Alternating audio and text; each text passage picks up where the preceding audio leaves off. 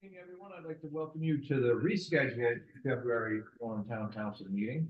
We are going to be a little short-handed today because of the reschedule. There's some conflicts in schedule, so it looks like you've got the three of us tonight. That being said, first thing on the agenda is the Pledge of Allegiance. With allegiance to the flag of the United States of America, which is the republic for which it stands, one nation, under God, indivisible, with liberty and justice for all. Turn that down. Okay, we're going to see if we can get rid of that echo.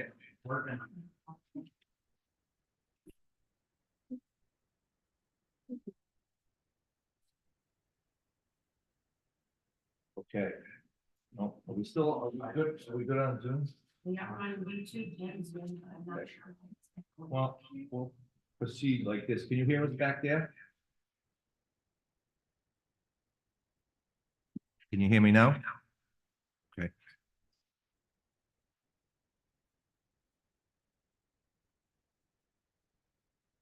All right, let's see. Well, this is not gonna work very well. No, X out of Isn't there. that just one of their laptops? You're just gonna shut that thing.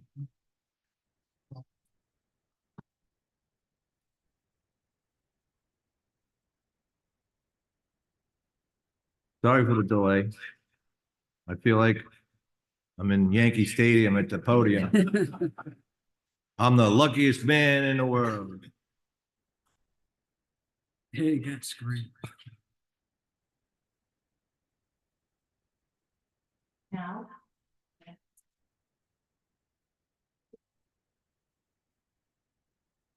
Say something. How about now? turn the Zoom volume all the way down on that one.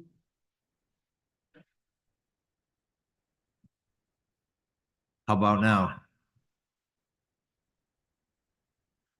How about now? That's better. Okay, now we're sure they can still hear us online, right? I believe so. Okay. If you can't hear us online, call up. All right, next on the agenda is the public comment period. This is for anyone that wants to address the council for something that is not on the agenda. We generally can't make any, we can't take any votes or make any decisions. But you can bring it to the council's attention and we can go from there. Is there anyone that would like to speak during the public comment? Okay. That being said, next in line, we're going to move on to the interviews. The first one on up is the Bristol Warren Regional School Finance Committee. There's one position open and we have one applicant, Sheila Raposa.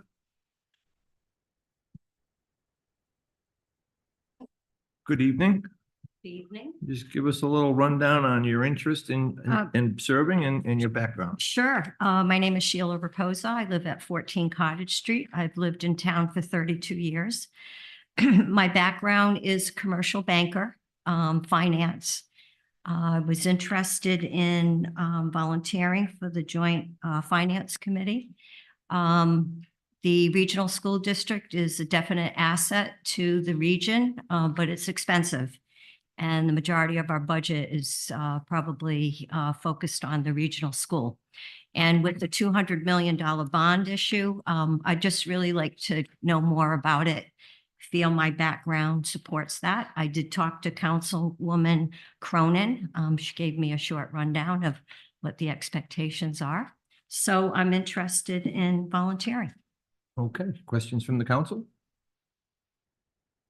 Hi, nice to see you in person. Thank you for your application. Your resume does speak for itself and your interest is appreciated. I'm personally comfortable with having you join myself and Council President Hanley in participating in this process. Mhm. You understand the makeup of the Joint Finance Committee. Right. And it's my hope that, you know, with the presentation and then the subsequent meeting where we have the opportunity to really engage and ask questions and dig down into the presentation, that your financial background will maybe bring to light some things that are useful to the process. So You have Great. my support. Thank you. Councilman Eckert? I've worked with Sheila for the past year on the Affordable Housing Trust Fund Board, and she's diligent and competent. I support you fully, and thank you for stepping forward on this. I motion to appoint you to the position. Second. We have a motion and a second. Before I call for a vote, can I make a comment? No. You sure can. Your resume is very, very impressive. In the past, it's been the town manager that was the third member on the board. Unfortunately, we don't have one at the time. We have a very competent interim manager, but he has got way too much on his plate. Sure. Just possibly, and the new town manager, when he comes in, there's gonna be so much more to learn. He's not gonna have that knowledge, which would be beneficial on the JFC. So just possibly maybe next year when the manager's in place, there may be a change, but I definitely do support you for this time. So we have a Great. motion. We have all in favor? Aye. You're a member, you're a member of the JFC. Thank you. Thank you. Okay, next, we have the Conservation Commission. We have one position available. We have no applicants. We have the Economic Development Board. We have one position available, and we have two applicants here. Are these the two open spots? Are they the alternates? No, that's a full position. Okay, so there's one full position available, okay? The first applicant is Mrs. Jennifer Peters. Is Jennifer here? Please come down.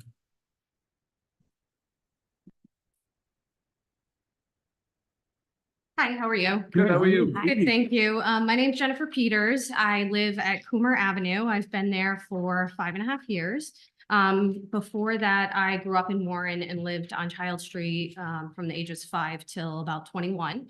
So I've been a Rhode Islander for my whole life and have been in Warren for the majority of my life. My husband and I bought a house 5.5 years ago on Coomer Ave, and we have 2 young daughters.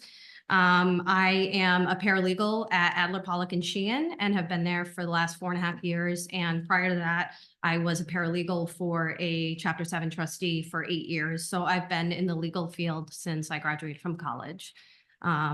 My interest stems from wanting to get more involved in the town, especially as somebody who grew up here. I've, seen it change dramatically from when I lived here, when I was on Child Street, next to, very close to Dell's. There really wasn't anything nearby, nothing on Main Street, nothing on Water Street. And it really is great to see how the town has changed in the last 10 years or so. I would really like to be involved more in the community and think that I could bring some experience and knowledge to the board. Thank you. Questions? Sure. Yes. Thank you for your application, Ms. Peters. I'm sure you would be an excellent member of this board. We do have another applicant who's also qualified. Sure. If you were not to receive the appointment this evening, there are other openings on town boards and commissions, 2 that come to mind that I made note of here, given your experience. There's the 250th Commission, and I notice on your resume that you have participated in a similar opportunity. Yeah. And there's also the Juvenile Hearing Board, which it looks like you have some work in mentoring and fostering youth and whatnot. So might you consider applying for one of those positions should this not go your way this evening? Sure. Yeah, if it wouldn't go the way that I'd like it to, yes, I'd choose juvenile hearing over the 250th personally. Just because I do feel like I could have more of an impact that way, but yeah, certainly. And I understand I wasn't aware of, how many people had applied for this or, what the circumstances would be, but certainly I wouldn't just be done with, becoming involved if that didn't work out. Absolutely. That is, I appreciate that. So. I would echo what Councilwoman Cronin just said. You bring a unique perspective to the Economic Development Board, but we do have another applicant we have to talk to, and Yep. But there are other opportunities, as I won't go on more with that. But thank you for calling. Now, are you, Herb, what times does the Economic Development Board meet? Do you know? It's twice a month. you're catching me on what. But I think it's during the day, isn't it? It's No, not- I think they Is it? changed that. Okay, Yeah, I believe they did change that. all right, yeah, because I was gonna ask you their Oh, availability for the yeah. meetings, but I can't ask you because I don't know when they are. During the day would be tough. Okay, so they moved them back to the nighttime, because they used to be during the day, which made it difficult for people that work Sure, during the sure. week. I understand, yeah. Okay, well, we'll ask the next, don't go anywhere yet. Well, you can go sit down, but don't leave. The next applicant is Ms. Anna Margarita Cabrera, but she did send an email and she said she cannot make it. What's the pleasure of the council? Do we want to move on this? Do we want to continue it? How do you want to deal with this? I'll tell you, I'm in favor of promoting the one that we have here. Because I don't want her to leave and not come back and we've got too many openings. She just said she would. We Yeah, got you on the hook. I guess we could appoint, tonight, I mean, without speaking with, Ms. Cabrera. So can we have a motion to appoint Ms. Peters? So moved. Do we have a second? I'll second. All in favor? you. Congratulations. You're on. Thank you. Okay, next we have the Juvenile Hearing Board. We have no applicants. Now we have the Planning Board. We have 2 positions available. And a little further down the agenda, we are getting another resignation. So that would actually technically, we're going to have 3. But if we appoint tonight, we're still going to have 2. So anybody out there that's interested in the Planning Board, there's still going to be some openings. So the one applicant we have tonight is E. Jenny K. Flanagan. Please come forward. And we know you. Yeah, I know, usual suspect. Jenny Flanagan, 46 Washington Street. I was on the planning board across the river in that other town for 6 years back in the 90s. I've been on, I was back in the 90s when they changed the laws in the state for zoning and planning. I was on the zoning rewrite committee. I was in the planning rewrite committee. I was on the comprehensive plan committee. I've been a real estate appraiser for almost 30 years now, and so know a lot about land use and planning impacts. My specialty in real estate appraisal was actually in land valuation, still is. And so I'm very familiar with kind of what the intersection between property rights, economics, community interests. Okay, questions from the council? Yeah, obviously you're very qualified for this and, but I also know that you're a very busy person, you're spread. And so, and I know that you're aware of, as I've attended a number of the recent planning board meetings over the past 6 months. I know you've been there too, so you're right up to speed on, the various applications and permits being sought. So you feel like you do have the time and the energy to put into this. One of the nonprofits that I had been on my last meeting was last Saturday, so that frees up some of my bandwidth. Great. So, and we have new leadership at the Land Trust, so hopefully I can just focus on a little part of that now. And Well, it's a good question. It's why my husband really didn't want me to do this for a long, long time. okay. Well, I agree that you're obviously very qualified and be a great member of the planning board. It's a matter of, time and. Right. No, I'll be And- there. I'll put I it. believe is it a 5-year term? No, it's usually, Or is it 3? the planning board was zoning board was 3, planning board is 5, I think, yeah. I think it's a 5-year. And I was on the zoning board for 6 It's months. so it's a commitment to No, I volunteer understand. for 5, so, but, I would support your application. Certainly. Planning is more fun for me than zoning. When I was on the zoning board, it was very technical. Planning is more aspirational, I guess. Yeah, it can get pretty I, technical. I realize, and certainly the decisions ought I to was the be. chairman of the planning board. Yes, yes. You sure you, with all of these things coming down and all of these nice articles in the paper, you sure you want to stick your neck out on that? Well, you've already known where I stuck my neck out Okay. on Penny Lane, so Okay, it's probably just as well that that's approved, having spoken about it. okay. Well, I would make a motion to appoint Jenny Flanagan to the planning board. We have a motion. Do we have a I'll second? second. All in favor? Aye. Aye. Thank you. Thank you. Go play with Okay, Lori. next we have the 250th Commission. We have 7 positions, no applicants. And next we have the Voluntary Historic District Committee. We have 1 position available and we actually have 2 applicants. The first applicant is Jesse Cannon. Jesse here, please come down. I have a question for the solicitor, if I may. So Mr. Cannon is currently an alternate, am I correct? That's correct. There, and so you're looking to move into the full-time position. Yes. And then we have a resignation for another position in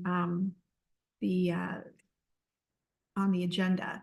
So that frees up another position. So if we were to move this applicant or this current alternate into the full-time position, could we make the move and Appoint the. Appoint- And other- appoint the Other- second The as the, second as the alternate? into Yeah, the We alternates? could do that. No, and I'm gonna tell you why. Oh, Your agenda says 1 position available. Technically, there could be somebody that would see that there's another position available and apply. So my suggestion is going to be interview both. If this gentleman goes up to the position from alternate and there's another space available, the second person that's here would not have to come back because you've already interviewed them. But Okay, unfortunately, the agenda is the agenda. okay. Okay. But that is good to know that on all right, Jesse, interviewing them. just give us It's a a, good idea, but it's driven by the language on the agenda. all right, Jesse, just give us a quick rundown on your experience on the board and why you'd like to move up. Yeah, I mean, it's been really enriching over the past year. It's only been a year appointments since I started. I am really enjoying the contribution I can make to the community in terms of how we can sort of build the historic character of the town, protect it, and sort of shepherd that through in, economically, visually, all the sorts of things that go on materially in the town. And so over the past year, I've really seen the value of trying to encourage people to come before the board with their projects and with their proposals and try to, shepherd them through the process, but also maintain the very fabric of the town that makes it so desirable for a lot of reasons, economically and otherwise. So yeah, it's big shoes to fill. John Mensinger's shoes are big to fill, but I'd like to do so. And I think we're making great progress. We've got a lot of things brewing on the board as well to try to shore things up, make it easier for the applicants to understand the process and get through it with less pain, let's say. And, as far as my background, not much has changed. Came from an architectural background, architectural history in the town, city, state. So I've done a lot of projects throughout my life that herald the sorts of things that I can bring to the board. Great. Questions? I'm thrilled you're enjoying the work and are eager to move into the full-time position. And obviously your experience and your feelings about it are clear, so. All right, we'll bring up the next applicant Okay. here, and then once we're done with that interview, we'll make our decision. Thank you. The next applicant is Joan Brenner Coltrane. Hello. Hello. I'm pleased to be here today. So I'm Joan Coltrane. I live at 1 Stonegate in Tuisset. Also own a 2-family home on Church Street. And I am loving the opportunity to live in Warren. I am really impressed with the sense of community here. We've lived here 4.5 years, moved from Utah. It's a long story and you don't have to hear the whole story, but I'm a PhD trained archaeologist. I realized that I didn't have a resume. Instead, I sent you my CV, which I apologize for. I'll attempt a resume next time. But I'm very interested in maintaining the historic, the integrity of our historic neighborhoods. I'm very interested in just maintaining the integrity of our historic architecture. I think that Warren's history is unique in a number of ways. Our historic district reflects the character of the town we live in. I'm concerned about the assaults on our historic district. I don't know what else to say. I am interested in doing anything I can do to support the efforts that are taking place. I'm on the Warren Preservation Board. I was a founding member of Save Water Street. I served with the Warren Heritage Foundation in part of their gala preparations. So I'm happy to participate. I'm happy to lend whatever expertise I have to the concerns regarding the preservation of our historic district. I'm hoping we become not just a voluntary historic district, but an actual historic district, but that remains to be seen, I think. Anyway, I'm happy to answer questions. Question? Sure. Hi, Joan. Thank you for your application. I think you're well aware of where we're at with current serving to move up, and you know that there is a position now available. So, and I have a feeling that you will be around in a month if the vote goes the way it most likely will this evening. And so I would be very hopeful that you would just reapply, or that we could hold your application and consider this your interview this evening. Okay, that's Yeah. fine with me. I understand completely. Well, I've worked with Joan for the last year on, again, an Affordable Housing Trust Fund board member. And I'm very familiar with your work habits and what you bring to a board. So I fully support your application here. But again, we'll have to delay No, your that's appointment fine. for a month. Yeah. So, That's fine. And That's and fine. as an alternate, you're fully involved in the discussion. It's just you don't have a vote unless there's an absence or a conflict. But other than that, you're a full participating member. So I think that's the way it's gonna go, but we'll hold That's your fine. application till next month and go from there. So next, if I understand this, next month, there's going to be another position open or an alternate? Correct. We have to position? advertise the position that when he moves up, that opens that position. Okay, the alternate. Right, position. so we Okay. have to advertise the alternate position, but you don't have to come back to be interviewed. This interview will count towards next month. Well, But we have a resignation from another member. Correct. So this vacancy is because of Mensinger's leaving, and then we have another resignation, so it's. Yeah, so, but we do have to advertise for those positions that are Sure. becoming open now. no, that's just fine. I understand. Thank you. All right, thank you. Thank you. Motion from the council? I would make a motion to appoint Jesse Cannon as the full-time member of the Voluntary Historic District Committee. second that motion. We have a motion and a second. All in favor? Aye. Okay. Next, we have minutes, and boy, do we have minutes. This is for the December 12th, 2003 executive session minutes. Did we get those? Yeah. We have the January 9th executive session minutes here. I don't, Um, I thought they were supposed to be sent to us.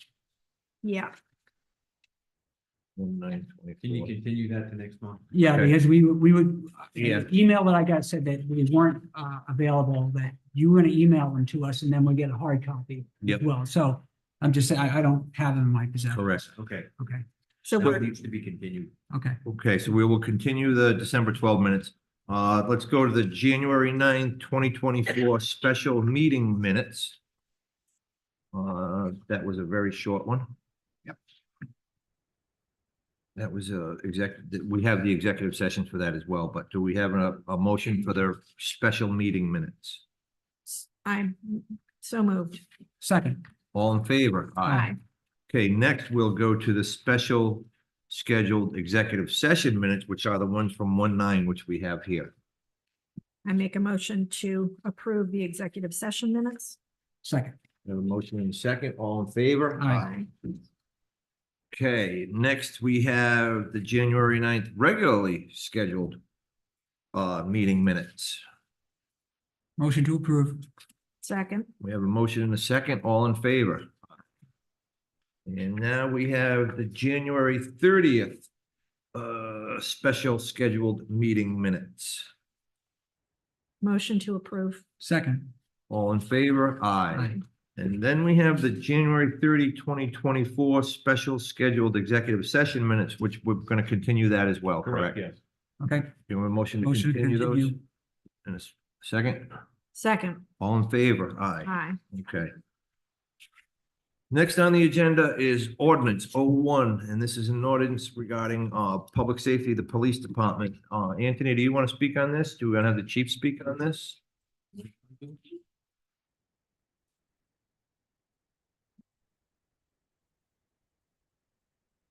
This is a technical change to the ordinance for special constables, special police officers, special constables.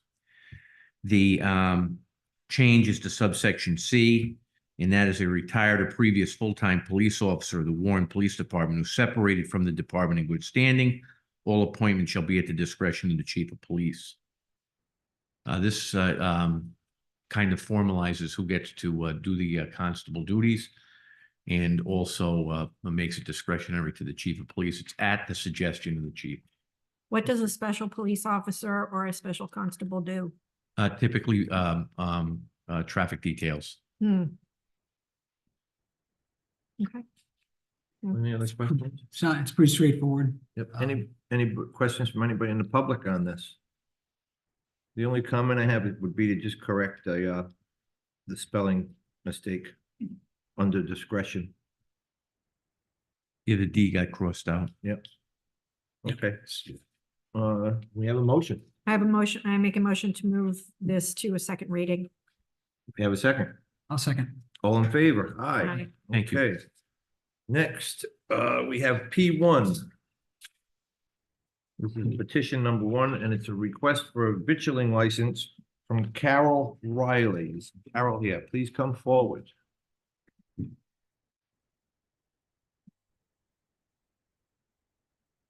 Aye. Hello. Hi. Just give us a quick rundown. We've got your application here. Just give us a quick rundown. My name's Carol Riley. My husband and I bought the former St. Jean the Baptist Church, and we want to open a little tea room in there. Questions from the council? Well, I've been following the progress of this project on social media, and it looks like you've put a lot of heart and thought and creativity into it. There's nothing here about what your intended hours and The same as the store. days of operation. So you would be open for tea and what?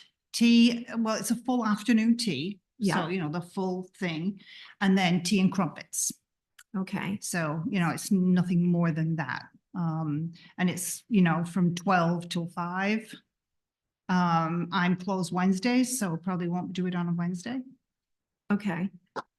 For approval here, do we want to have clear hours attached? we don't- or- We don't have to. If you feel it's appropriate, we can do that, but we don't need to attach hours to it, to an application. Okay, I think when I got the zoning, I think it was every day from 10 Okay. to 5. So that the zoning would govern that. So in Yeah. other words, Yeah, so I it's mean- 10 to 5, whatever. If zoning set restrictions, those restrictions Yes. still Yeah. stand. Okay, Yeah, the only, I would just like to make sure if we do make a motion that we make it contingent on review by fire and police and building for code compliance.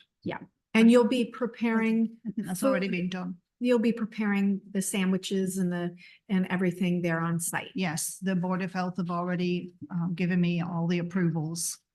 And this is the last step. And with this anticipated approval, will you be ready to open? That's some pressure. I don't know. Spring or in a month? I'd like to be open sooner than that. in a couple of weeks, let's say. Okay. Yeah.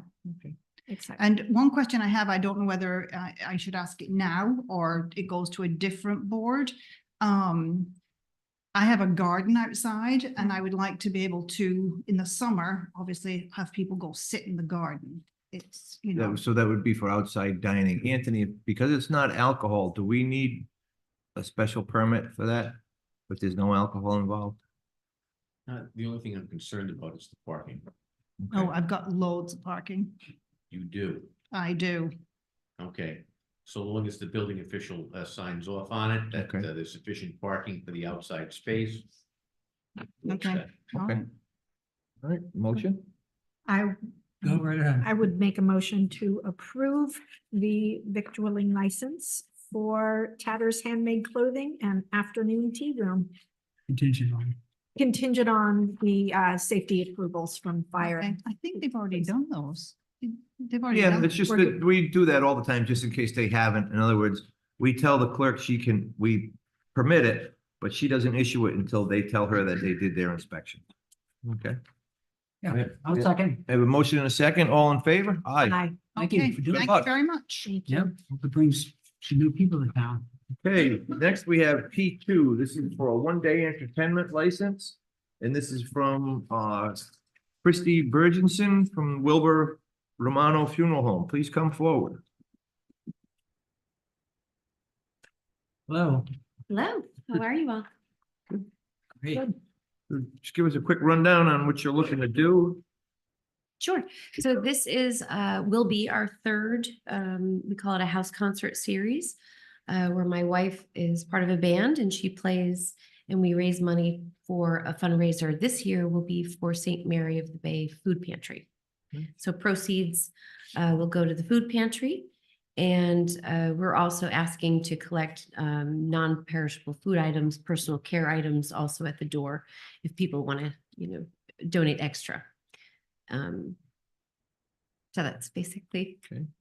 the event. I've been, I enjoyed it, so. Thank you. Support it. I can't go. I'm not going to be here. So could you change the date? No, but we can. Yeah, you actually have the power, Carrie, to Councilwoman, excuse me, to change the date on me if you want. Well, that sounds lovely. I'm sorry, I will miss it. You have my support. I'll motion to approve the one-day entertainment license for Christy Bergensen. Wow. Second. Chief, we good with it? Yes.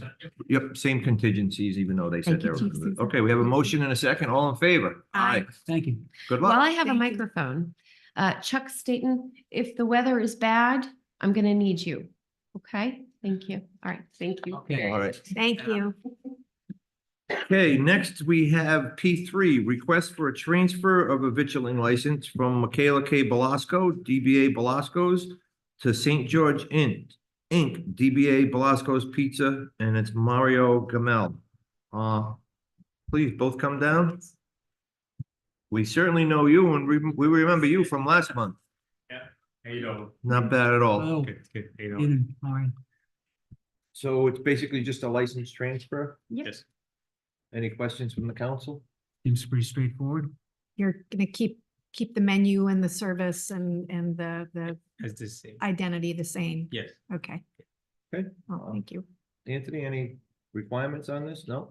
No, when the transfer is had, of course, the vendors have an opportunity to interpose an objection with the clerk's office. I'm assuming you've taken care of all that. Yeah. Okay. Yeah. Okay, we have a motion. So I'll motion to approve the transfer of the vittling license. Second. We have a motion and a second. All in favor? Aye. Aye. All right, Okay. thank you. Thank you. And I didn't make you talk. Okay, next we have P4. It's request for a one-day entertainment license, and this is from Charles Staten, 48 Kinnicut Avenue. Chuck, come on down. Looks like we got a wedding coming up, huh? Good evening. Yes, Hi. yes. How are you? Great. Thank you. Thank you. So it's pretty much, it's for a wedding. It's on Kinnicut Ave, 3 to 11, about 150 people. Any questions from the council? Your neighbors are all aware that you're doing this and you've taken care of all of the, noise, parking. Yes, brouhaha. David Frericks is allowing us to park in his parking lot. So no one will be on the street, will be parking in the field. I've talked to Lieutenant Peralt about it, Okay. and we've talked to the neighbors. Best is invite them. Yes. That's usually helpful. Yep. Obviously, any tent permits and that you have to go through the fire and building departments for that. But other than that, I don't see any issues. Do we have a motion? I would make a motion to approve the one-day entertainment license. Second. We have a motion and a second. All in favor? Aye. Aye. Thank you. Good luck. Best. Congratulations. Okay, next we have correspondence. Is there anything we would like to pull out? Basically, I would like to send out letters of thanks to the two, where was it? Who's the voluntary historic member that is resigning? Did we also had a planning board And yeah, and to the planning Mr. board member. Patterson and Ms. Gorman. Yep, send out letters of recognition and thanks. Other than that, is there anything anybody wants to pull? No, Okay, that brings us up to new business. The first item on the agenda is discussion and action regarding the extension of the contract with Fuss and O'Neill.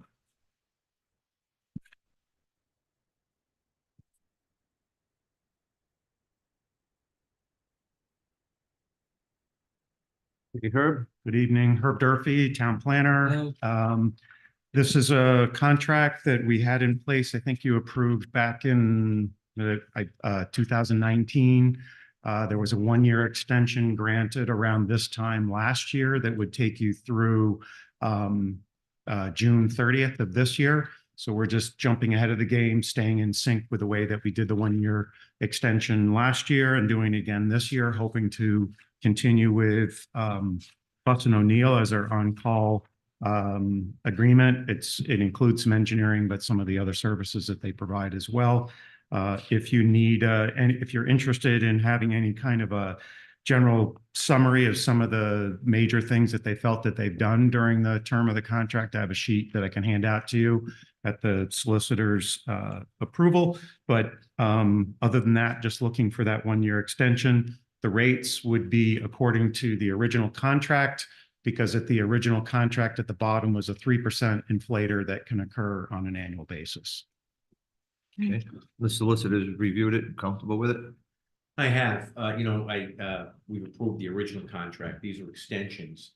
One thing that you just want to mention is that, as Herb has mentioned, this is on-call services. What that means is, for instance, if there's an application for the planning board that requires either peer review or others, Fuss and O'Neill comes into the town, and that is charged off to the applicant. And that's something that I know Herb has been very diligent on. So I think it's something that the town needs. You've had them for years. They've done a good job. Okay. Questions? I was gonna ask about the contract terms that we're good with that. And so the solicitor has answered that. You probably don't know, and I have no recollection. When was the last time we went out to bid for this position? And is that industry standard to go out every time or to stick with? I don't know who else is out There's there. a little bit of a gray area, but we did go out to bid for the original contract that we put on place in 19. I think it was a 3 or 4, 5-year contract. The extensions are the opportunity, if you will, for the professional services that they've offered. It's not a sole source, but having the benefit of their experience is helpful in getting the extensions. But at your pleasure, you could say, you know what, we don't want to do another extension. It's time to just go field out the market again. For continuity's sake, and given everything else, I think it's probably wise to stay with them with, the recommendation of the planner. Last time the town went out to bid was 2019. Okay, So it's not that long ago. 4 years. okay. Okay. Well, consider this as a one-year extension and that they do have real familiarity with the town and so that they don't have to catch up to speed. Right. So there should be some cost savings there, we hope. But, maybe next year, No, I think that would be fine, especially with a new consideration. town manager in place, that we finally have a new finance director, that sort of thing, so that a little bit more continuity would be in place. That might be a good time to do it. Also, just as a sidebar, the last couple applications that we've been dealing with at the comprehensive permit level, they've been unable to serve as the engineer due to some conflicts with regard to either they are the engineer for the application Right. or they have some level of a partnership, given the fact that the project is still within the town, so they're uncomfortable when they're serving as an engineer for a pending application, and then also maybe serving as the town's engineer, even though it's a separate application, but it's still within Warren. So they get fuzzy there. So I think this is an appropriate one-year extension to get us through in this transition period. But I do think it is warranted to have a discussion this time next year to say, how are we going to deal with this? Give us an update in terms of the applications you've been dealing with. Has this been just a one-time situation where you're running into some trouble, or is it becoming more systemic? What happens when they need to step aside and they're recused? Who do we- What I've who comes done in? is I've gone to a couple other engineering firms that the town has had an on-call agreement with in the past. So far, for the two applications that I have, I've been unsuccessful because of the same situation. There is another engineer that Brian Wheeler is aware of that can do that sort of stuff. So I would at least have to talk to the solicitor about vetting that out and whether it's appropriate to do that. Okay. Sounds like we need to think about that Yeah. next year for sure. Right. Is, It's a struggle because the applications are starting to come in the door. absolutely. And it's not like there's a proliferation of engineers that are out there qualified to do this thing. So there's somewhat of a short list. I will say a consolation to that is that I have had a lot of background in doing development reviews and everything. So even though I'm not an engineer, there are things that I can look at technically and, hold the other engineer at least to the ground or the rail on their certification and PE. Right. Okay. Right. We have a motion to extend it. I'll make that motion to extend the Buster O'Neill contract. Second. We have a motion and a second. All in favor? Aye. Aye. Thank you. Okay, thank you. Okay, next on the agenda, NB2 is a letter from Beverly Dupree regarding the various problems at Norbert Street. Is Beverly here? Please come down. We do have your letter. Hi, I'm Beverly Dupree. Hi. My husband, John Souza. We live on 29 Norbert Street. And my complaint is that since the condos have gone in, my house and yard and basement have been continually flooded. It's not getting any worse. I mean, it's getting worse. Each subsequent rainstorm, the basement floods. The rain just pours down from the leach field on the condos. It's just, it's intolerable. And the other concerns with the parking on Norbert Street, This is the main concern. but this is our main concern. How can we get redress on this? Because it's undermining the yard, the house, the basement. So Like I say, it's not getting better. you mentioned in your letter to us that you had no previous flooding issues No, prior to. I bought the house in 2019 with my daughter. And at that time, there was no flooding in the yard, no flooding in the basement. We did have some water issues with the road, which you are well aware of. But for the most part, it's the yard, the house. The issue was, it was a drain in that lot at one time. When they started, they killed the drain. And if anybody was around when this was being done, they had to have a pump running Constantly. 24/7 to get the foundation and the board and get it in the ground. They got a leach field that sits up here above my property. The leach field was put in correctly. All the pipes are laying on the bottom of the pit, all the stone on top. That's not the way you do a leach field. So what happens is least resistance is coming into my yard. I got a stream going down the yard, and now I got a stream coming through the footing stones on the house, And it's just on the pouring in. foundation, and it's ridiculous. And if I have to replace 2 water heaters the next time we get a storm, I'm not gonna be happy. Okay. I'm actually gonna ask the solicitor, but the building official. Matt, what stage of site work are they at over there? Will this, in other words, are they still getting a lot of runoff that will be taken care of once the site is complete, as far as you know? No? Not our problem. The bottom Actu- condos are done. Actually, The top ones are gonna make a problem too, but. they're gonna add to it because the ones up top, they're putting the asphalt between the buildings, it's pitching right out to the road. You add more water to the street, they can't handle what they got now. Yeah. But our problem is to do the condos, the way they were put in. There's so much was done wrong there. Because Okay. you So- didn't have anybody overseeing the project at the time, and they pretty much had the green light, and that's what I was told at the beginning. They did what they wanted. So I walked down a couple of days ago just because I hadn't really seen it up close and yeah, I can see what the not problem is. It's not. So my question is that there must have been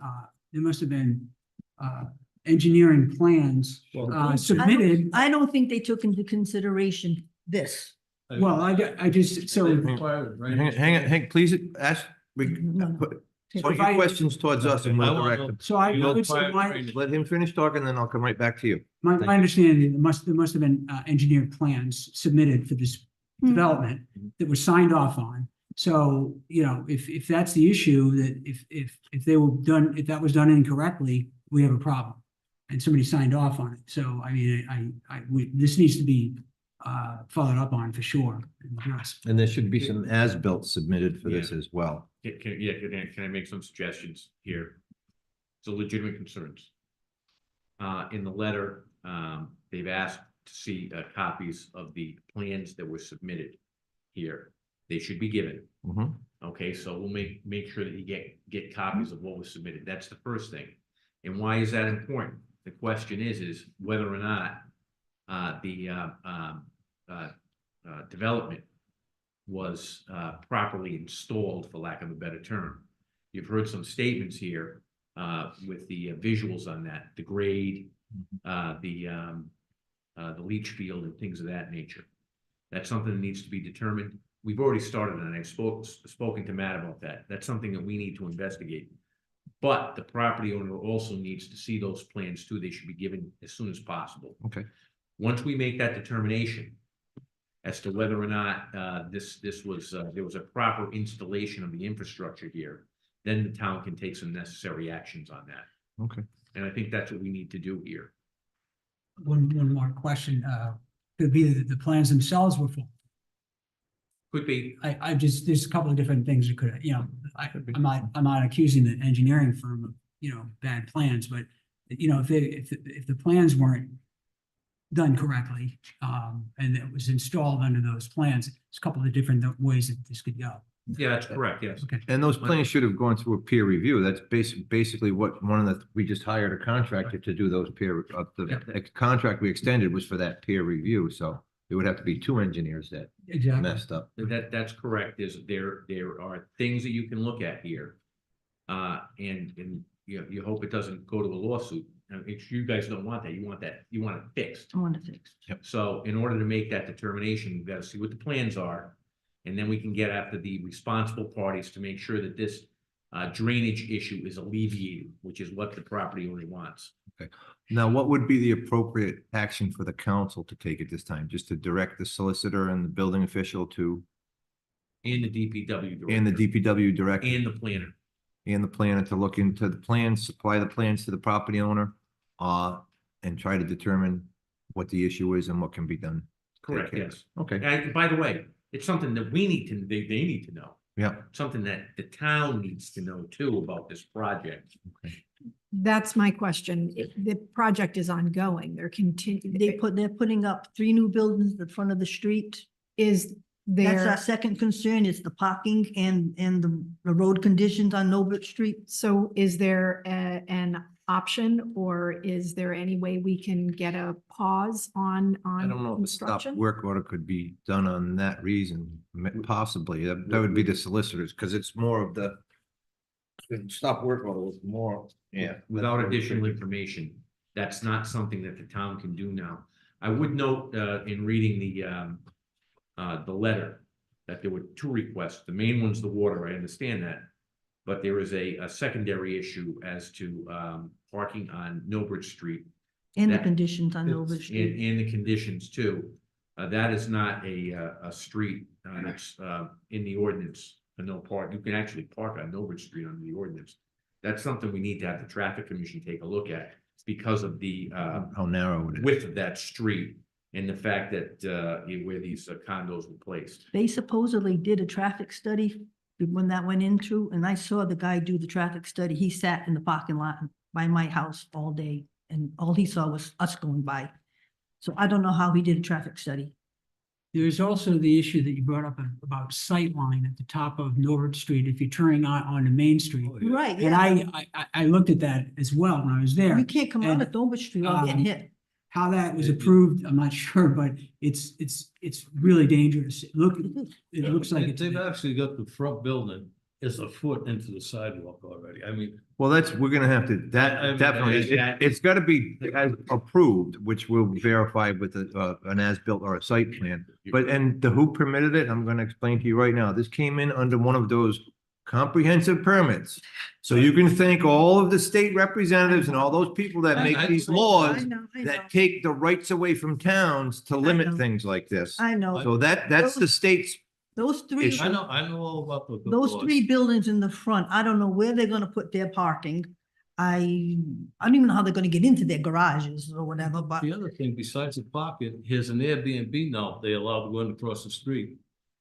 Because they park on the road. everybody, you see Connecticut, New York, all out of staters, they're parking road, not one of them parks in the parking lot, not one of them. we can verify if they're one of the, because they need to register with us. that's right. These, actually, we're aware of all of these issues. Well, we call all the time. Yeah, we're following up on them right now because, what they're, saying is actually accurate, so. Okay. so there's a laundry list here. Yeah, so I guess we're looking for a motion to ask the solicitor, the DPW director, the town planner, and the building official to look into the construction issues and the traffic commission to look into the parking and situation on Norwood It's Street. also a dead end street and people are continually going down past us to turn around. They turn around in our driveways, they turn around, in both, I have a driveway at each end of the house, because I'm the last house on the street. I have 5 grandchildren that are in the yard, or in the driveway, they ride their bikes on the bike path, and some people, they fly down that street. I mean, the cars have been hit in the driveway, the truck was in the street once, because they were doing work in the yard, they come down here, it was $5,000. And they hit my You're not foundation. driving at 5 miles an hour with that kind of damage. It's just, it's unacceptable.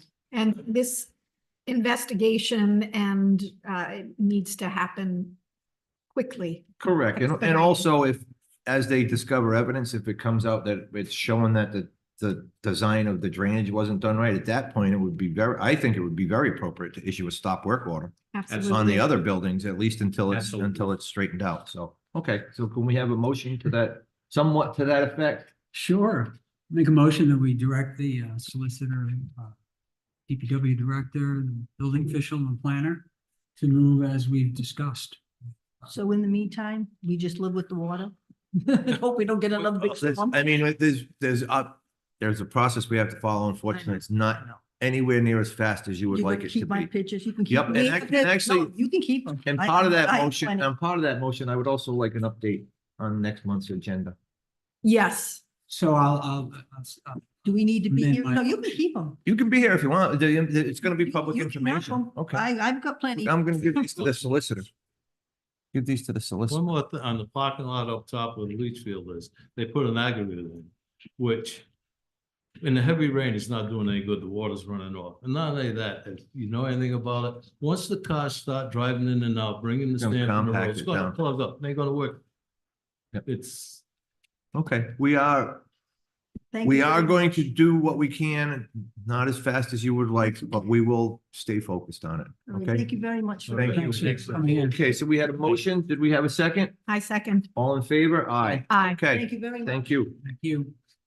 Okay, NB3, we have an update and a 2023 annual report from Hope and Maine. I heard with snacks, no? Oh, I guess not. No snacks, but you know where to get them. So thank you. Jessica, do you have the slides that we did? Thank you so much. I have a multimedia presentation for you tonight. Yeah. Yeah. Come on up. Or any other fans or friends? Is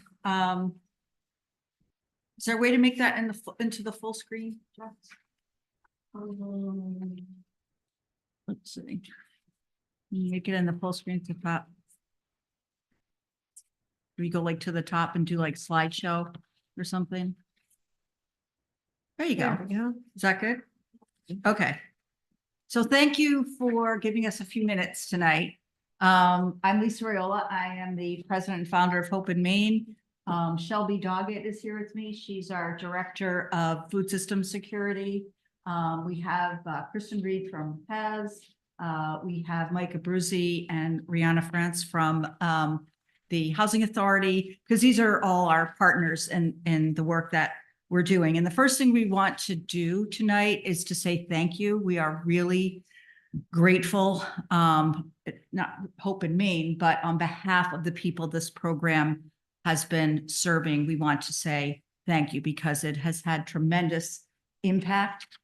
It's an innovative program that Warren has funded. It's really an only in the state and maybe one of very few in the country that has continued on to address the issue of food security, which was so sort of prevalent and obvious during COVID. Even people who weren't food insecure would walk into grocery stores and you would see that there's nothing on the shelves. And you would think, you know, how do people do this every day who face no food on their own shelves in their own kitchens? So we're here tonight to say thank you and talk about the impact of the program, in part because it's federal dollars and we are asked to report or required to report on federal dollars. So we thought as long as we're making this report to the federal government, we should also tell the people of the town what this program has done. So what is Nourish Our Neighbors? For those of you who don't know, it's in the next slide. It's our emergency meal assistance program that Hope in Maine launched really with the help of the town in 2020. And it feeds food insecure people. It sustains our disadvantaged entrepreneurs and supports local farmers. Hope in Maine pays $10 a meal for each meal that our member companies produce. And we ask that 10% of those ingredients of the meals are local. The meals are distributed to families and individuals through community partners, which I'll talk about in a moment. And the food is delivered weekly to chest freezers. So just think of, 50 frozen meals, 100 frozen meals, et cetera, that are going into a chest freezer at the community partner site. And so when folks come in who are food insecure, let's say to the Head Start, the families who come in or that come to the Housing Authority, where Mike and Rihanna can say, we know who's food insecure. We're able to give them as many meals as they need. They don't have to have any registration. They don't have to have show any eligibility. The folks who run these programs know who needs this food. So the food is available at the point of need. They're not getting a voucher. They're not saying, go to the food pantry. I'm just saying, here's food for when you need it. This program emerged out of necessity. You all may remember when Hope in Maine became the site for the breakfast and lunch distribution for Chartwells when the schools closed. And we had families driving through our parking lot every day. And it was literally hundreds of people. And we would give them breakfast and lunch from Chartwells. And then they would ask for extra food because they didn't have dinner. And we decided, hey, this is our moment to really help folks who frankly might be your neighbors, people who may have been living in the shadows, but now they're driving their cars through our parking lot every day. And we know who they are. And they were saying they didn't have enough food for dinner. And so, downstairs we had people who didn't have any food, and upstairs, if you've been in our buildings where our kitchens are, and that's where our member businesses didn't have customers to eat their food. So we said, we're going to raise this money and start this program, Nourish Our Neighbors, because it really has the triple benefit of helping small businesses, helping food insecure people, and supporting our local food economy, right? So it emerged out of necessity, but it's become a highly sought after service that for people who are seeking solutions like this to address food access, not only in Warren, but actually across the state. So it started here, but as soon as other partners heard about this, they asked if we could bring this program to other parts of the state. So just again, as a reminder, in the next slide, Jessica, there was a survey that was done in the town at the time that the ARPA funds were under discussion for how's Warren going to allocate the ARPA funds. And I know those categories are too small to read. In fact, they're too small for me to read on the side, but the number one issue for investment from the citizens of Warren was to improve food security, particularly for children. And a quote here that stuck out to us is that, you know, children are our future and children shouldn't be hungry. That was the number one issue that Warren identified as a place where the town wanted to make an investment with these funds. No other town in the state did that. No other town in the state of Rhode Island, and there's 39 of them, did that. Only Warren did that. And that went above transportation, broadband access, storefront improvement. The number one issue was food security. And so today, if we fast forward and on the next slide, you can see that who our partners are in Warren. It's the Head Start, it's the Hugh Cole School, it's the Housing Authority, it's Andreozzi Hall, it's the St. Mary's of the Bay Food Pantry, which we talked about earlier. It's the Kickamuit Middle School, it's the Mount Hope High School, Women's Resource Center, the East Bay Recovery Center, and Hope in Maine as well. So, you know, why distribute food outside of a food pantry? It is because we know that hunger travels with other social determinants of health. So when people are showing up for basic human need and basic human services, it's very likely that they're hungry. It's very likely that they're experiencing food insecurity. And so this empowers, you know, people like Mike or like Kristen to be able to provide food right on the spot, right? And people don't have to go necessarily to the food pantry. So it's a pretty innovative way to try to address this issue. In the next slide, sad news for Rhode Island, the demand for food assistance is at a new high in 2023. 1 in 3 Rhode Islanders, this is like a staggering number, cannot afford adequate food. And that's up from 1 in 10 before COVID. So unfortunately, you know, we really have not recovered from COVID and the double whammy of the inflation that we're all experiencing. Again, we're all feeling that. We're all like sticker shock when you go to check out at the you know, at the grocery store, and you just can't believe what your bill is. And if you don't have the money in your checking account, it's even more shocking to you. So we know that almost 24% of our K through 12 kids in Warren are eligible for free and reduced school lunch. We know that 29% of our pre-K kids, 0 to 4, are low income in Warren. And where Hope in Maine is located, in particular, the median household income is less than $40,000. So you're talking about an area of the town where we may see this more than other places. So in the next slide, just to sort of summarize that, where you have rising food and housing costs, the end of COVID relief programs, the end of free meals for all students that led to a decline in the participation in our free breakfast and lunch program. Compared to pre-COVID times, 49% more people are being served at food pantries across the state. That's, again, a very big number, but I want you to remember that we're not talking about numbers, we're talking about neighbors. We're talking about people. So when you hear numbers, you know, you really need to think that could be, that's my neighbor in Warren. The other thing that I bet you don't know, don't go to the next slide, I'm going to make them guess. How many food processing licenses? Because you see, they all come for licenses here. How many food processing licenses are at Hope in Maine? How many do you think? 39. 39? How many are currently working? Obviously. How many food processing licenses out of Hope in Maine are there? Got to be more than 39. Yeah, I'm saying at least 50. 75. It's 90. Price is right. 90. Okay, what percent of the food processing licenses in all of Rhode Island do you think that is? We've got 90. How many do you think that is in the whole state? Oh, I can't go ask the audience. I can only ask you. Food processing Yes. licenses in the state? Yes. What is? What 25%. percent do we have? 25. 25. It's over 50, Okay. because it's Over concentrated. 50%? Yeah, 50% in the state. All right. Well, it's 15%. There's about 600 food processing licenses in the whole state. But where does Warren stand in those 39 cities and towns of how many food processing licenses are here? Oh, at the top. We're number one. Yeah.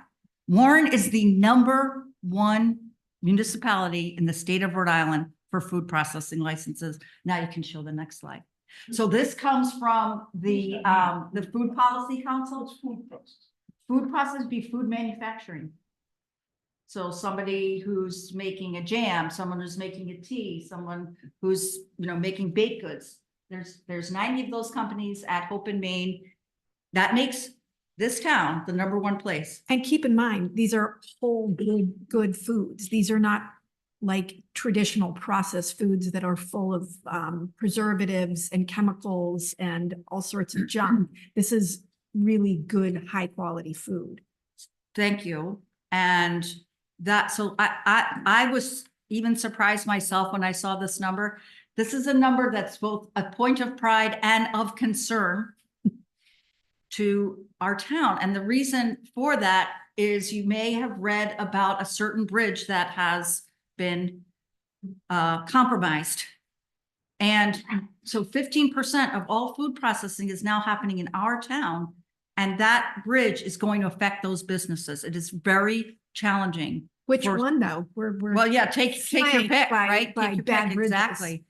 So I wanted to bring this up tonight because it's obviously it affects consumers and people who may have lack of transportation. And therefore, again, if you're food insecure and you are lacking transportation, being able to access this food in your own town is extremely important because you're not getting to the Rhode Island, community food bank in Providence.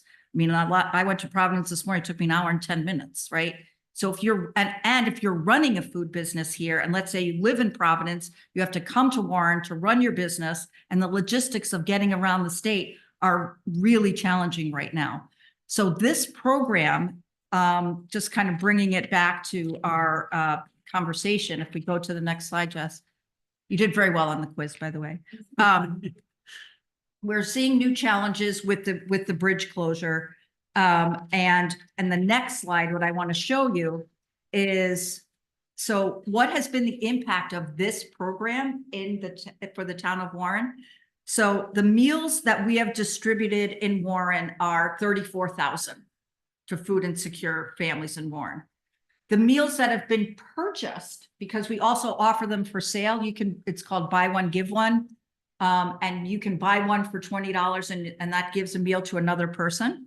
11,000 meals have been purchased by the people of Warren, which is incredible, almost 12,000. So of the total meals that we have distributed, which is 67,000, okay, Warren is almost half of what this program has achieved. The revenues that we have paid to Warren businesses are over $500,000. $500,000 for this program. Hope in Maine, through the ARPA funds, has received $100,000. So I just want to put that in perspective because we have actually paid out 5 times as much as we've received for this program. So we're getting funds from the federal government. This is recognized as a nationally significant program, and the federal government has also contributed funds to this. Major banks, United Natural Foods, have recognized Nourish Our Neighbors as really a groundbreaking program, all to the credit of the folks of Warren and our partners. So there was $150,000 allocated, $100,000 has been spent and invested in the program, and we have one more year with another $50,000 to go. I love this number right here, Warren resident donations. I wish I had covered it up so you could have guessed again. $215,000, $215,000, $10 checks coming from all over Warren made $215,000. Again, that's even more than what the ARPA money is. That is what the people of Warren have contributed to this program when given the opportunity to write a check to something. They have written a check to this. I also want to say that it has supported 32 local farms all over the state, because we do require that the makers use local ingredients. So if we go to the next slide, you can see what some of the meals are. And I hope some of you come and buy some because you will love them.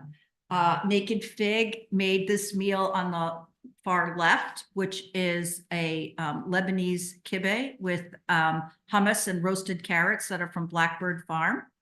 Holistic Trick made the meal in the middle, which is a hemp and Parmesan crusted salmon with a smoky kale. I feel like those the server at the restaurant on a fancy place, and with a chickpea ragu. And that kale is from Farm and Farm, and the basil's from Langwater Farm, and the salmon was from Tony Seafood. We don't raise a lot of salmon around here. And Carib & Co., which made a Jamaican style curry chicken with steamed cabbage and carrots and plantains and rice. The carrots came from Shartner Farms, the garlic from Little River, and the cabbage from Langwater. So this program, within this program, 34 Warren food businesses have participated. 71% of those businesses are owned by women, 41% are minority-owned businesses. These businesses are paying taxes. You see them coming across on your tax rolls. You know, you are supporting these businesses through this program. These businesses are making meals that are supporting the food insecure individuals and families and seniors in our community. And we're also supporting local farms around the state through the program. And in the last slide, we know, and now all of Rhode Island knows, that Warren understands that the future of food security is local. And I am, again, on behalf of the people that this program has served and what this town has done, we thought it was really important that we don't just write a little report and hand it in, you know, to the town council, but that everybody gets to hear where this investment has gone and the impact that it has made and the recognition that this program has had nationally for its innovation and frankly, its compassion for, for our neighbors. So thank you for giving us some time tonight, and happy to answer any questions that you have. I want to say thank you, and I'm impressed. It's much more than I actually knew that was coming out of this, and this is impressive. Yeah, thank you. Thank you. I'll make sure to tell everybody that you said that. Yeah, it's admirable what you folks do, what you continue to do. And I know it's a challenge. I know it's a real challenge. It's amazing what you put out there. And I hope the town can find a way to continue to support this effort. I mean, I really mean that. Thank you. Thank you. And we felt it was so important that you see that, this isn't a grant that's just, having sort of a one-off effect. It has this amplification effect for businesses, for our vulnerable folks, in our community. And frankly, at what is once again a fragile time for small businesses that really need our support. So any other comments, questions? No. Thank you so much. Thank you. Great job. Thank you very much.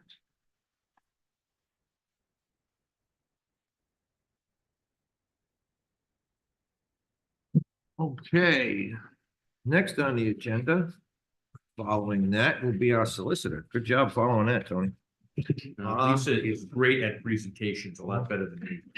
And number one is discussion and action regarding the town hall chimney repairs.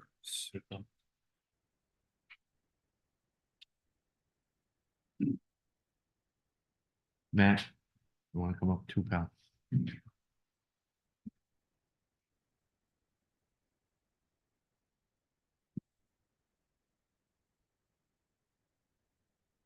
One, tell the council, and I have a few things to say.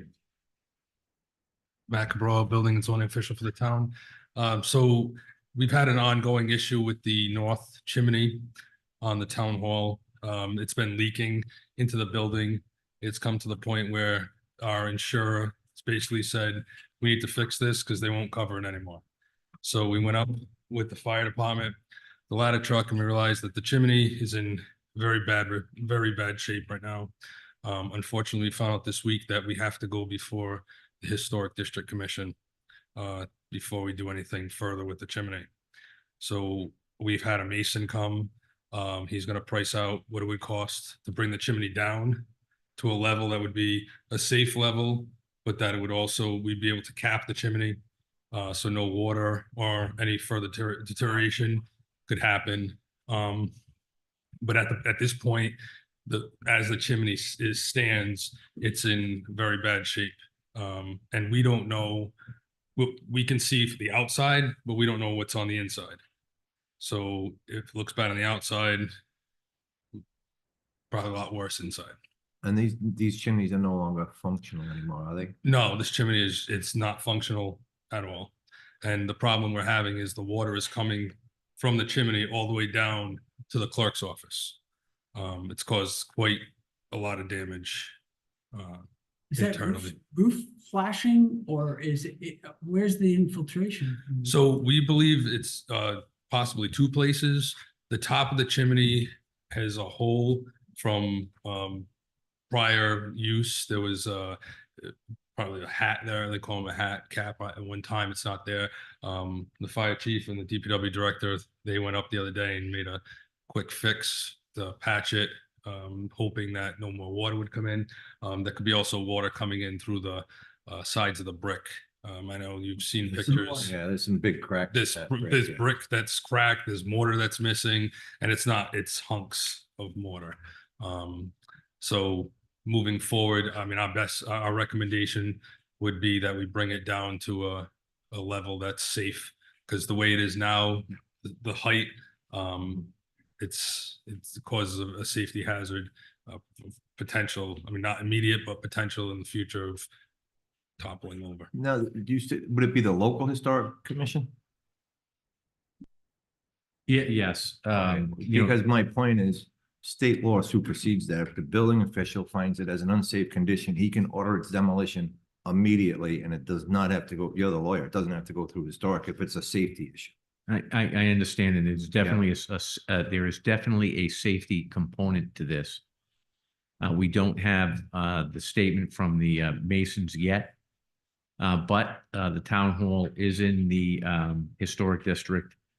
It is a historic building, and the chimneys are part of the historic character of the town hall. So I was asked to give an opinion on that. You know what? If it was a zoning issue, the town is not subject to the zoning ordinance, but in my opinion, it is on the right. But if it's an imminent threat, in other words, he could. I'm not saying it's there, and hopefully it's not. But if it gets to that, instead of being delayed, I believe the building official would have the authority to order its immediate demolition, whether or not it has historic value or not. If it's going to hurt somebody, we're not going to hang around and wait. No, understood. Matt, when's this going to the VHB? We were able to get this on for Tuesday night. Okay. So procedurally, what's going to happen is you'll get a report from the committee on their opinion as to what this all is and what it means. And, you know, part of it's going to be the public safety, but also the plan that has been worked out and how that fits in with the historic character of the building. So you have to get up there right? You'd have to get scaffolding, to bring that down to a safe level, correct? Is that the proposal, is what I'm hearing, right? Correct, yes.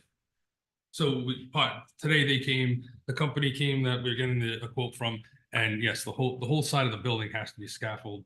There has to be a chute put in with dumpsters. It's a very extensive project. It's not something that we can What's the difference between, why not just fix it? so it's a major cost. What's the difference? We haven't got that cost yet. but I'm just, I don't know, I mean, it might be absurd to even think about that, but I'm just, That's part of the plan is that the mason is going to give us a cost, Okay. what it would be to bring it down to the level of that we feel would be safe, or to come back and rebuild it as it is right now. One of the other concerns, there is some tie-offs that are up there that it's not just building the chimney back up, it's also putting the tie-offs back in. So it's an extensive project to rebuild it. When they did the roof, they didn't attach the tie-offs to anything. So to put the tie-offs back in, you're gonna have to do some roof work too, and it's slate. And the other thing is it's gonna be an ongoing cost, maintenance.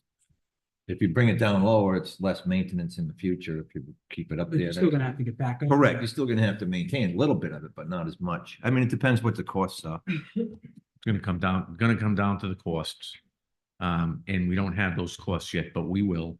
Because one of the things is it's not being used. So that's a big factor in the restoration of it, because if you had to use it, then that'd be a whole other story. You'd have to put a liner in it, but if, because you're not using it, it's more of an exterior kind of repairs and rehabilitation of it. It'd be interesting to see what those numbers are. I'm curious to see it as well. I'm ready to ask a question. Yeah, I'll have the public come up once if the solicitor, you got anything else to add on this? I'm all set right now. Okay, members of the public. Do I count as the public since I'm on his? Yes. You could just come down, identify yourself. So Jessica Gannon from Historic District Commission. I did see this show up on my inbox in the last couple of days, so I knew it's a new issue, and yes, we'll be reviewing it Tuesday. I did have a couple of questions. Do you know when those masonry estimates might come in? Are we gonna have that before Tuesday that we could sort of review that? Good. So some of these questions I'm actually gonna ask a solicitor, because I don't, being on the Historic District Commission, but yes, we're planning on having the estimates hopefully by Tuesday. Okay, because one of the things that I think will be a point of, could be a point of discussion in that meeting is that from the perspective of the commission, our purview is to try to preserve the historic character of the town. And we've had plenty of applicants come up and say, well, that might be a financial hardship. And part of the discussion has been, yes, we understand that, but this is sort of our mission. We work with you, try to work with you, with your finances, financial situation and whatnot. And so I think it would look pretty bad if the town hall itself didn't go through the same sorts of, I guess, hard work to try to preserve whatever we could of the town hall, you know what I'm saying? I'm just worried about. Okay, that's a topic for your meeting. Yeah. On Tuesday, Yeah. not so much a topic for here now. Sure. Okay. Okay? All right. Okay, so what action would you like? Do we need to take an action today? Just direct, I think the building official is taking the lead on it. Just direct him to proceed as been discussed here. You're gonna go to the Voluntary Historic District Commission, and also to obtain the necessary costs for this, first for restoration, but secondly also for what it would cost to reduce the height for safety. Because I understand historic is important, and that's something that has to be taken a look at. And I understand the thing about finances too, which is something we'll take a look at. But the final thing is what you said. Now, there's a public safety issue here, and that's a concern of mine. Somebody gets bonked on the head with a brick, and we get a lawsuit. And we know what that does to town finances. 23 27.3 125.1 hazardous building or structure. That's correct. The building official can order its immediate demolition. Yes, No ifs, ands, or buts, and that cannot even be appealed. that's correct. We're not there yet, Okay, but that's a factor too. okay, can we have a motion to direct the building official to proceed as discussed? So moved. Do we have a second? Second. All in favor? Aye. Okay. Thank you. Thank you. Next on the docket is discussion and action regarding the municipal court town clerk's office. Okay, last time that it was before the council, the question was, what was this gonna cost and have a fiscal note? That's been spelled out by our town clerk. She was unable to attend today due to illness. You can see what the cost of the clerk full-time would be on that, and the subtractions that she has, because you will eliminate two part-time positions, and the office expenses and the partial wages there. So the added expense is $14,057.90. The suggestion from the town clerk is that this will make for a more efficient operation, not only in the clerk's office, but also here in the municipal court office, and provide residents with full-time service as opposed to part-time service.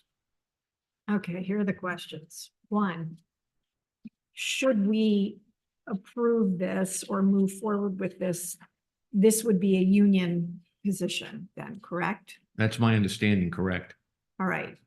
And do we have the ability to do this right here and right now? And if we said, yeah, all in and let's do this, doesn't this have to go through the budget process?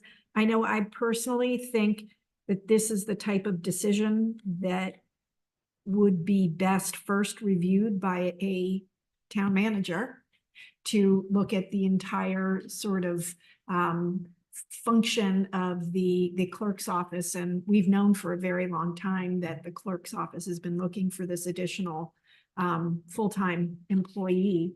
But here we are faced with this, and we're approaching budget season, and this is a lot to decide on. Yeah, I'm here Yeah, because I yeah. believe this probably should be addressed in the budget thing. What I'm looking at is, and it took me a little while to try to figure it out, but we're losing, in other words, we're going from two part-timers to one full-timer. Is that correct? Correct. Lose two Right, the part-timers. have municipal one court full-time. clerk and the other part-timer that was downstairs. Correct. And the municipal court clerk's duties are gonna be taken care of in the clerk's office. They'll come up here for court, but they'll also process fees and fines 5 days a week instead of just a couple days. That's the way it was explained to me. Yes. Yeah, and there's more apparent, more efficiency doing it that way. Correct. Supposedly, but I agree with Councilwoman Cronin that I'm a little reluctant to make any, decision on this, not knowing our finances right now. I mean, I'd be very reluctant to The make. correct motion should be to defer it for your budget process. Okay. I think so. And now we don't have a municipal court clerk. Should we pursue hiring the part-timer, or should we hold, in other words, hire the part-timer, but under knowing that this may change? In other words, when Well, budget's there's a- done in there- 6 there months is or a- so. There's a I part-time. thought the municipal court clerk left. Yes. She did. Oh. Yeah. So Yeah, our part-time has been right. moving that, okay. So that position is actually vacant at this time. Do we want to fill that position, knowing that there's a possibility once the budget comes through that position is not going to be there? But in other words, how do we fill that gap in the short term until we go through this at budget time? Well, that's a good question.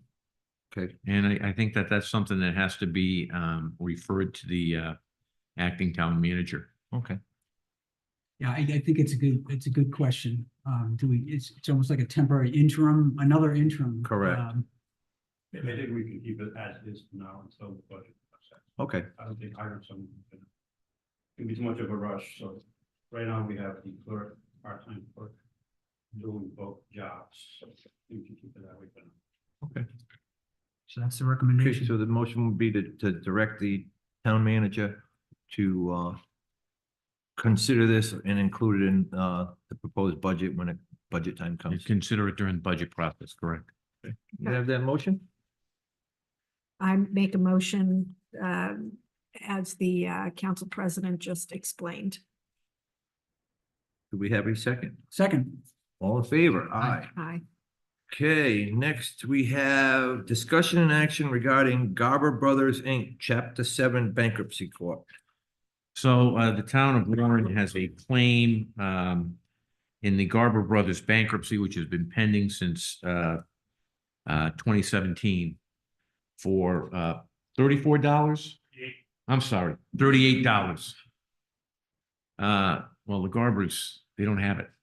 And we have a priority, it's a priority claim, but we're being asked to waive the $38. And frankly, I would ask you to do that because I'm not confident that we'll be able to collect the $38 and the resources expended to achieve that, not worth it. I'll make a motion to, Excuse me, the motion should be to authorize the finance director to sign the waiver of the claim. so moved. Thank you. Second. All in favor? Aye. Okay, next we have a motion for executive session regarding proposed IBPO contract. Do we have a motion? Motion for executive session. Do we have a second? Second. Roll call vote. Councilwoman Cronin, Aye. Councilman Hecker, Aye. and I vote aye. Okay, so we will go into executive session after the regular Thank rest you. of the meeting. Thank you. Next up, we have the finance director. And this is permission to overspend the street lighting account. Yes, this is not a matter of under budgeting or overspending. We get monthly credits from our participation in the solar farm program. None of these credits have been applied in the general ledger since Fung left. I'm tracking them down. I will find those rascals and get them posted. And we probably won't even need this, but in the couple of months that it might take, we might need it. Literally to keep the streetlights on. Well, it's the streetlights, it's the whole electric bill. Okay. Okay. Questions from the council? So this expenditure will be taken care of once you Yeah, find, exactly. plug it in, put in, yeah, okay. And then we'll likely have a future agenda item to put it back. Right. Okay. After you track down the Yeah. credits. Okay, then I would make a motion to overspend street lighting account number 01-510-00-2185 in the amount of $40,000 to cover potential bills. I'll second. Second, all in favor? Aye. Aye. Okay, Thanks. thank you. Next on the agenda is the tax assessor. Good evening. So on the agenda, there's two requests for one abatement from the 23 tax roll in the amount of $236.32. That was a tax appeal that the board made an adjustment. And so I'd like to reduce their assessment to reflect in that credit. And the second would be in addition, this was a tangible personal property account that there was a error on, and we needed to get them a supplemental bill in the amount of $903.51. All right, it's in our favor. I'll motion to approve the abatement in the amount of $236.32 and the addition of $903.51. Second. All in favor? Aye. Okay. Thank you. Next, we have the town planner. First item is the Jane Mills Park Restoration Project.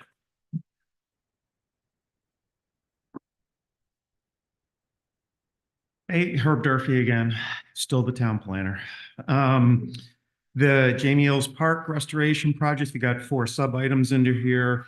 Basically, just first an update on the grant funding, because as we talked at last month, we found out that we had not received the Brownfields grant from RIDEM.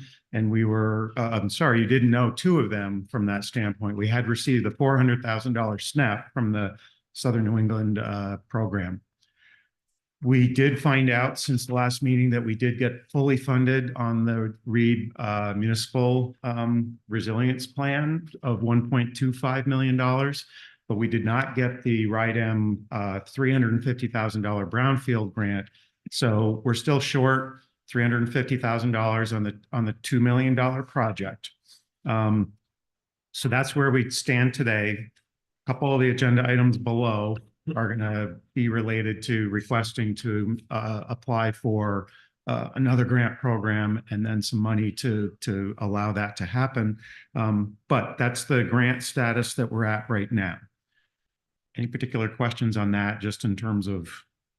So it's short 350. Short 350 of the 2 million. Basically, the goal in all of this is to find $2 million of grant funding. With the funding sources that we're working with, they mutually leverage each other's match. So the net, if we get $2 million in the grant money, is a net 0 cost to the town. That's the goal and the vision. We're almost there, but we're short $350,000 right now. When will you know about the 350? So the 350 will know what we want to do is that we've had some discussion with the Narragansett Bay and Water Restoration Fund. There are 3 sub-funds there, 2 of which make sense for us to apply for before the end of this month. One of which specifically we've already had discussions with them, and they basically said that that's the type of money that they have as a type of work that remains in the $350,000 that we're looking for. If that is unsuccessful, right? If that's unsuccessful, we can always apply for brownfield money again. But also, as a sidebar, there are other grant programs that are out there that I've spoken to Fuss and O'Neill about that we can make application for. Also, the RIDEM just made its big application to NOAA for the climate regional. I can't get it out of my mouth, but but basically they've applied for about $59 million, of which they've targeted specifically Warren to receive $17 to $18 million. They've also and that's it's the largest single source of money for that grant if we get it through RIDEM. Then the other thing is that RIDEM has banked a little bit of the overall application to deal with projects where there's a little bit of overrun or underrun from that standpoint. And the $350,000 as they've put together the application would be eligible underneath there from that standpoint. So there's even that possibility of finding $350,000. But I'm not going to stand here today and say we're guaranteed to get the 350. If we fail on all accounts, we will be short $350,000, and that would be something that would have to be the equivalent of a local match. So someday, if I ever came up here, I might say we need to try to raise $350,000 to do that, either through some kind of borrowing or what have you, where we can pay it with debt service on the way back. But again, everybody that I speak to, whether it's at Fuss and O'Neill and some of the programs that we are looking at, we are in the bounds of having an eligible project that they're all saying yes, make application for it. It's just a function of they're competitive. It's the number of applications that get in there. Even if we don't get, say, $350,000 for one grant, there are other different programs that we can apply for again. So maybe it turns out to be 4 grants or 5 grants instead of the 3 that we're targeting. So that's just a general update of where we are with regard to the grants from that standpoint. And just so people know what we're talking about, who might have just tuned in, this is the Jamie Hills Park landfill restoration work that has been going on for a long time. And it's really, a necessary project that we want to complete. Correct. This is the phase 3. This is the last phase of that. This has been going on for many moons. What we are trying to do is to do the final closeout of the former landfill that's out there. We're trying to build, as part of that closure, we're trying to do a living, an area that's restored. So there's a living habitat out there so that as sea level rise may come up, it will return to sort of its marshy look, but it won't be, as we're trying to do, it won't take out the landfill, if you will, that's there and then do further damage to the waterways. Thank you. The next sub item is related to this. This was tabled at your last meeting until we had an update on the grant stuff. So what we'd like to be able to proceed with is to continue with Fuss and O'Neill to start in with the phase 3 of the project. Basically, what's happening is SNEP is encouraging us to get going on the project with the $400,000 that we've been awarded. The cost to continue forward with Fuss and O'Neill to do final design, permitting, and getting it out to bid, but nothing more than that. It's $122,000.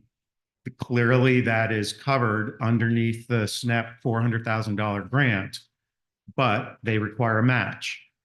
That's where comes in the $1.2 million so that it can still be fully funded with the grant programs leveraging each other in terms of the local match. So this does not move us to construction yet, but it gets us to the point where we'll be ready for construction with the permitting, the final design, and the bid documents ready to go for $122,000 spent out of these grant programs. And so we're going to continue to try to march down the path of finding that missing $350,000 so that when we are ready to go to construction, we'll have everything all lined up.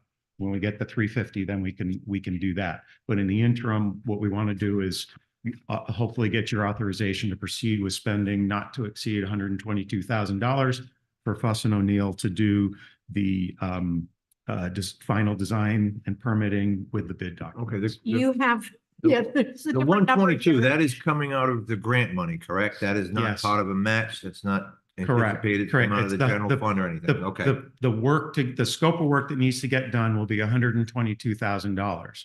Okay. The reimbursement money will come from the SNEP grant and likely the $1.2 million from REAP as well. So in other words, the net cost to the town will be zero.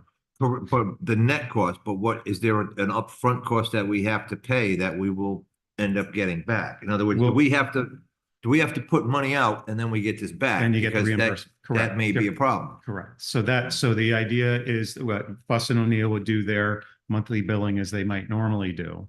Ultimately not to exceed 122,000, but we would be getting reimbursed for that. So there is the upfront money that has to be spent. It's on the sub 1, 2, 3, 4, it says discuss and authorize, and maybe we haven't gotten here yet, but maybe. You haven't gotten there yet. So Okay, so we're- so what I'm just trying to do right now is start the ball rolling for the phase 3 project. The 3 and 4 underneath there are making application for another grant program to try to find that $350,000. All right, because the 122, so we would have to pay that out and then we would get that back. When would that happen? Well, that's my first, was how long is it going to take? And the other one is, are we in financial condition that we can do that? I don't think we are. So we can't authorize that. If it was 100% grant money, that would be fine, but I don't believe we have the available capital at this time to put that out to wait to get it back. From the information I'm getting, we don't have the money to spend. So I would be voting against that, be the way it's set up. If it was coming straight from the grant money where it didn't have to come through us, I would say fine. I don't know if we're in the condition to be able to have that $122,000 to float out there and wait for it to come back. So at this time, I'm not gonna be able to support that. Okay. Until I have more information Yeah, on I understand. what's going on. Yeah, it's not a question of not wanting to support it. It's just the money's not Right. there. I understand. Okay. So we don't need to make a motion to deny it. We just let it, we go on to the next budget item, onto the Right, next item, agenda item. Okay. All right. Yep. Thank you. So the next agenda item, what I'd like to be able to do is get authorization to apply to the Narragansett Bay and Water Restoration Fund that would help fund the Jamie Eels Park Restoration Project Phase 3. And then concurrently, I'd like to be able to get authorization in an amount not to exceed $1,500 that allows Fuss and O'Neill to prepare the application. And a lot of it would be a cut and paste from the Brownfields grant that we didn't get and just putting it into the language of the grant program that we'd be looking for. The source of funding, after talking to the finance office, there is a line item that deals with Jamie Eels Park landfill closure. And it looks like today there's an existing, it's a sort of a reserve fund of $19,655. So that would be the line item that I would target for that. So those two are basically linked. One is for them to fill Yeah. out the application for the above item. Right. The other is to get some help to put it together. What's the cost associated with item number 2? 15, No, above it. 3 and 4 are linked together. I'm just looking for the authorization to Okay, so apply. there's no. And then I'm Right, looking yeah. for the authorization to spend some money to get that to application. prepare the grant application. I think we can afford the Yeah. $1,500. Yeah. Oh, I think that's, if we're gonna It's get, in the loan. There's a right, line and if we're item. gonna get Jamie Eels Parks fixed, we are gonna need some more grants, so I Mhm. don't, yeah, okay. All right, I would so for that, we would need a motion to authorize not to exceed 1,500 for Fuss and O'Neill to prepare the BWRF application. And they can do it in time. That's Yes, February Yes. 28th is around the Yes. corner. it is. Okay. Second. We have a motion and a second, all in favor? Aye. Thank you very much. Thank you, Herb. Next on the agenda, we have the Recreation Director, and this is for the pricing for the memorial benches for 2024. I don't see Tara here, but I did talk to her at the department head meeting. There is the price list in there. I don't think it's ridiculous. And also we are going to add the cost of the concrete, Brian? Okay, yeah, so the prices went up a little bit and but that also includes, because we used to do the concrete. We're still gonna install them for free, but we're gonna charge for the concrete. Yeah, so we're just reflecting an Correct. inflation, price increase. Correct, Yeah. yep. Any So- questions? No, I don't have any questions. Motion to approve the new pricing, 2024 pricing on those Do we have a memorial second? benches. Do we have a second? All in favor? Aye. Okay, that's it. We are going to be going into executive session now. Mhm.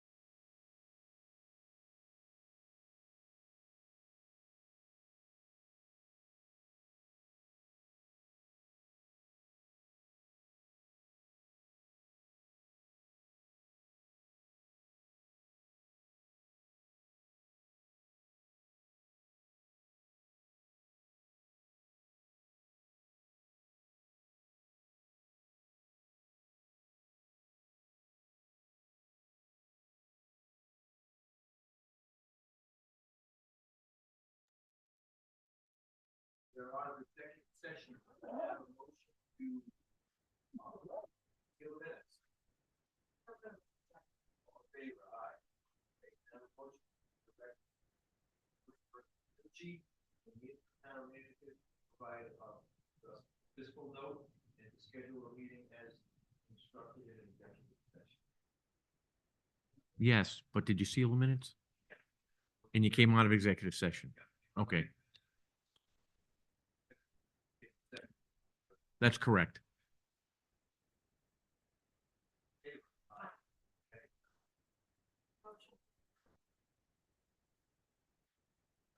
Oh, yeah.